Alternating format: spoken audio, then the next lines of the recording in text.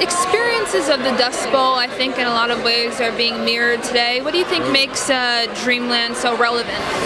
I think a bunch of things. I think first of all, it's a story. The story about the two people is something that doesn't really ever go out. You know, it is relevant. Love and sort of like destiny and these ideas and these like drives and passions, I think, are always really relevant. But I think that the thing that's specific to it is ecologically. You know, the 30s was, in that part of the country, was kind of the biggest man-made natural disaster in history.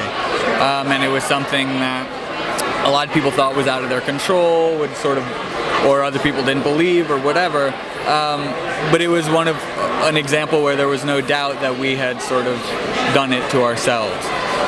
And a lot of the rhetoric and a lot of the sort of lessons that we didn't learn then, we're now being faced with again, whether that's through fires or through floods or just, you know, our environment is making itself very heard, and I think that this was another point in history where we maybe could have done more, you know. Sure. Even in Australia, there's a Dust Bowl of sorts being experienced there, so that's why I found the film so striking, and Margot's from Australia.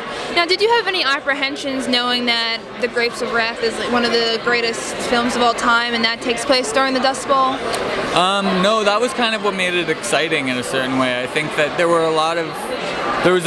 was a different way to go with this movie, which was kind of the more traditional Bonnie and Clyde angle of it.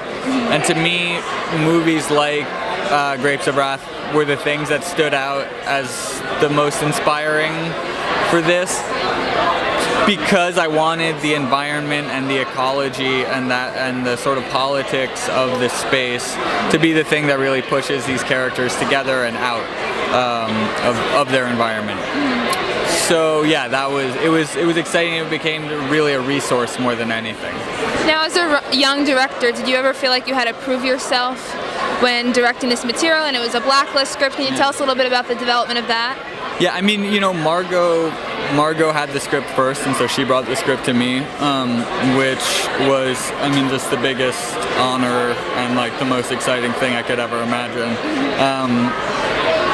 But sorry, what was the question again? I just wanted to know, like, did you feel like you had to prove yourself, knowing that you're so young and you're tackling such a, you know, important subject matter? Yeah, totally, definitely. I mean, I think that you always feel that way, though. Like, you have to prove yourself. The thing that I felt much more defensive in that feeling on my first film, and this time actually because of Margot and because of Finn and because of the producers, I was actually allowed to feel much more confident because they were people who were believing in me and who weren't trying to micromanage me and were saying like, no, that's what you want, that's your vision, that's what we have to go out and do, you know. Now, film festivals used to be like the biggest places for people with little films to really get the word out, but now with social media and streaming platforms and things like that, do you ever think that film festivals will be a thing of the past? No, definitely not. I think that the festival part of it will be the last thing to go. I think there will always be people who want to get together and celebrate great movies and sit around, and there's always going to be movies that need to be sold, you know. So yeah, I think that the festivals might change, but I don't think there'll be a world without them. And one last question, if you have any piece of advice for people trying to break into the business as young filmmakers or actors, actresses, what would you give them? Work in any job in the business. Don't feel like if you know what you want to do, that's great, and keep pursuing that, but also just get the experience, work on sets, write.